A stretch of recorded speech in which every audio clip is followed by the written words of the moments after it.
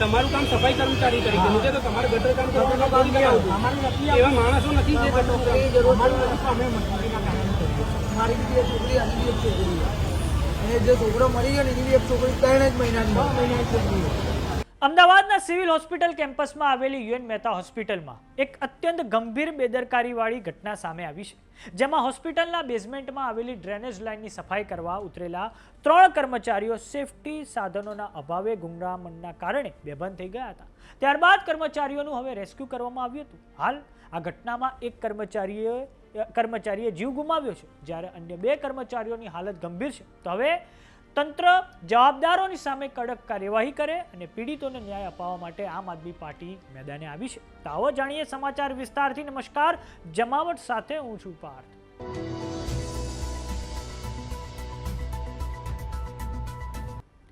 6 જુલાઈની સાંજે યુએન મહેતા હોસ્પિટલના બેઝમેન્ટમાં ડ્રેનેજ લાઇનની સફાઈ કામગીરી ચાલી રહી હતી. પીડિત પરિવારોનો આરોપ છે કે કોન્ટ્રાક્ટ પર કામ કરતા પ્રવીણ વાઘેલા, સાહિલ નાડિયા અને રોકી મેકવાનને કોઈપણ પ્રકારના સેફટી વિના જ ડ્રેનેજ લાઇનની અંદર ઉતારી દેવામાં આવ્યા હતા. સુરક્ષાના સાધનોના અભાવે ઝેરી ગેસના કારણે ગુંગળામણ થતા 3 શ્રમિકો બેભાન થઈ ગયા હતા. આ પછી ઘટનાની જાણ થતાં જ અમદાવાદ ફાયર વિભાગની ટીમ તાત્કાલિક સિવિલ હોસ્પિટલ કેમ્પસ ખાતે દોડી આવી હતી. ફાયર ફાઇટરોએ ભારે જહેમત ઉઠાવીને ડ્રેનેજ લાઇનમાંથી 3 યુવકોને બેભાન અને ગંભીર હાલતમાં બહાર કાઢ્યા હતા. રેસ્ક્યુ કર્યા બાદ 3ને તાત્કાલિક ધોરણે સિવિલ હોસ્પિટલમાં જ દાખલ કરવામાં આવ્યા હતા, જેમાંથી હવે એક સફાઈ કર્મચારીએ જીવ ગુમાવ્યો છે. આ કારણે હવે સફાઈ કર્મીઓ દ્વારા વિરોધ કરવામાં આવ્યો છે. આ પછી પીડિત પરિવારે પોતાની વ્યથા ઠાલવી છે અને કહ્યું છે કે આ કામ મ્યુનિસિપાલિટી વાળાનું છે, હાઉસકીપિંગ વાળાનું નથી. આજે મારો છોકરો ગયો છે, કાલે બીજાનો છોકરો જશે તો આ ઘટનામાં પૂરેપૂરી કાર્યવાહી કરવામાં આવે, સાથે જ સુપ્રિન્ટેન્ડન્ટ સુધી વાત જાય. આ ઉપરાંત ગટરમાં ઉતરવા માટે ધમકી આપવામાં આવી હતી. જો નહીં ઉતરો તો તમારી નોકરી જશે એવું કહેવામાં આવ્યું હતું. આવો સાંભળીએ પીડિત પરિવારો દ્વારા શું વ્યથા ઠાલવવામાં આવી છે.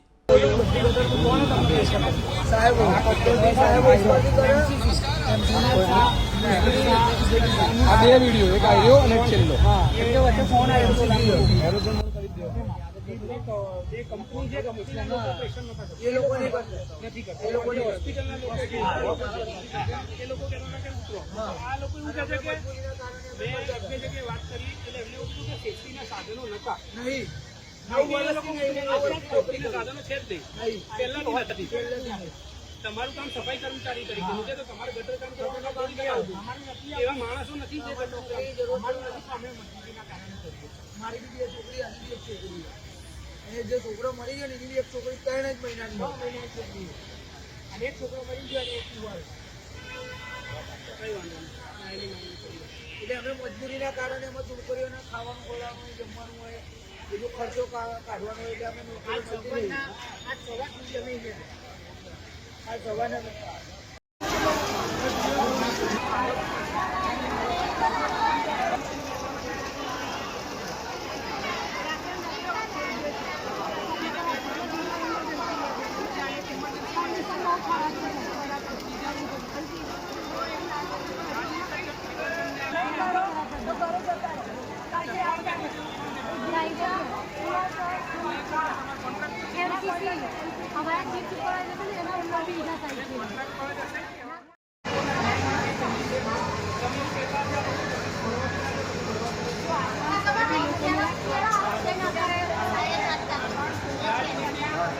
રાજનીતિ નથી કરવાની, ન્યાય મળે એની માંગ કરીએ છીએ. એ લોકો એવું કહેવું છે કે અમને જવાબ આપવા માટે પણ તો હવે આ સમગ્ર મામલે આમ આદમી પાર્ટીના નેતાઓ દ્વારા યુએન મહેતા હોસ્પિટલની મુલાકાત લેવામાં આવી છે, જેમાં પ્રદેશ સંગઠન મંત્રી કરણ બારોટ અને અન્ય એક નેતા વિનોદ પરમારે તંત્રની કામગીરીને લઈને વેધક સવાલ ઉઠાવ્યા છે.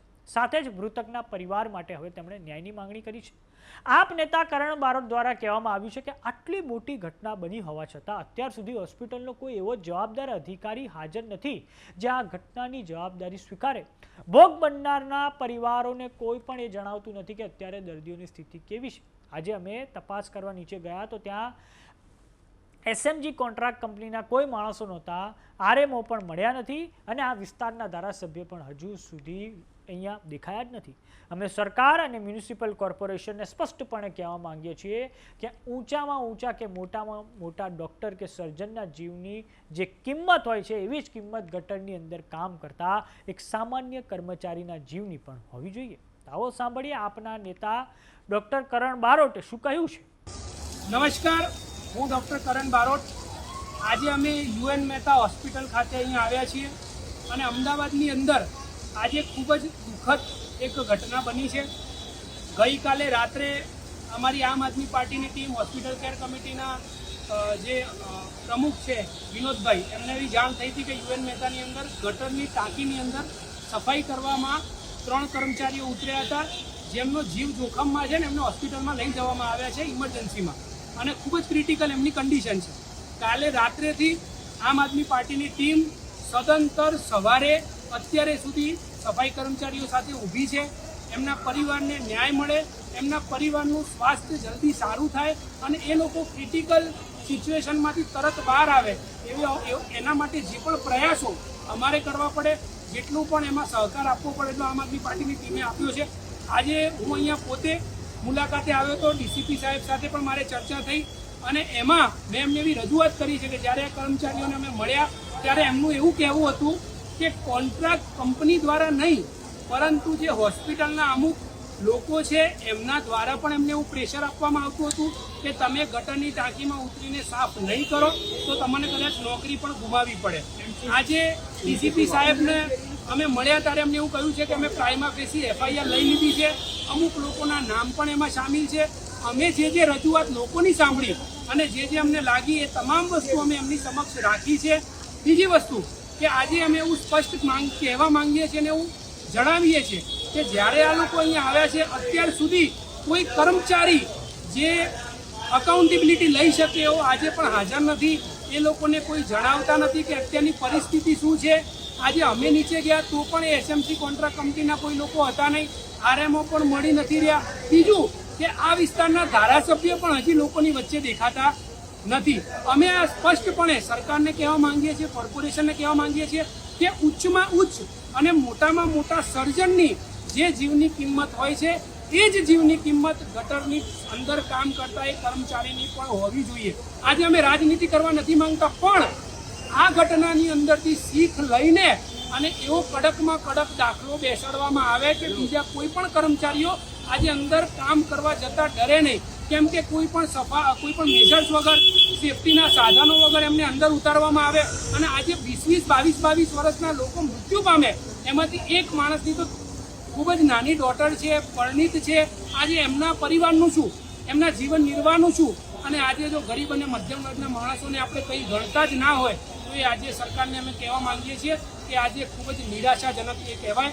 આજે અમે સરકાર સમક્ષ માંગ કરીએ છીએ કે આની કડકમાં કડક કાર્યવાહી કરવામાં આવે. જે પણ જવાબદાર લોકો છે એ કંપનીના હોય કે હોસ્પિટલના હોય, તમામ લોકો સાથે ઉપર કડકમાં કડક કાર્યવાહી કરવામાં આવે. ખુદ ધારાસભ્ય અહીંયા આવે, એ લોકો સાથે મળે, એ લોકો સાથે બેસે, એમની માંગ સાંભળે અને આગળ આજે 10-12 હજાર માટે કામ કરતા લોકોને આ રીતે એમનું શોષણ થાય છે અને એ લોકો સાથે કોઈ ઊભું રહેવા માટે પણ તૈયાર નથી. એ દુઃખદ છે. આમાં સખ્ત ન્યાયની અમે માંગણી કરીએ છીએ. કડકમાં કડક કાર્યવાહી થાય એવી પણ અમે માંગણી કરીએ છીએ. જય જય ગરવી ગુજરાત, જય હિન્દ. ગુજરાતમાં પહેલીવાર નથી કે ગટર સાફ કરવા જતા કર્મચારીએ આવી રીતે જીવ ગુમાવ્યો હોય, પરંતુ હજુ પણ આવી ઘટનાઓ વારંવાર બનતી જ રહે છે. ગટર સફાઈમાં ગ્રામીણ વિસ્તારોમાં હજુ પણ મશીનો દ્વારા કામ લેવામાં નથી આવતું. માણસોને જ મેનહોલ સાફ કરવા માટે ઉતારવા પડે છે. આ કારણે તેઓ જીવ ગુમાવતા હોય છે. અપેક્ષા રાખીએ કે આવી ઘટનાઓ અટકે અને સરકાર ઉચિત કદમ ઉઠાવે. તો સમાચારોમાં અત્યારે બસ આટલું. જોતા રહો જમાવટ. જો તમે અમને યુટ્યુબ પર જોઈ રહ્યા તો સબસ્ક્રાઇબ કરો, જો તમે અમને ફેસબુક પર જોઈ રહ્યા તો ફોલો કરો, વોટ્સએપ ચેનલને જોઈન કરવાનું ન ભૂલતા. નમસ્કાર.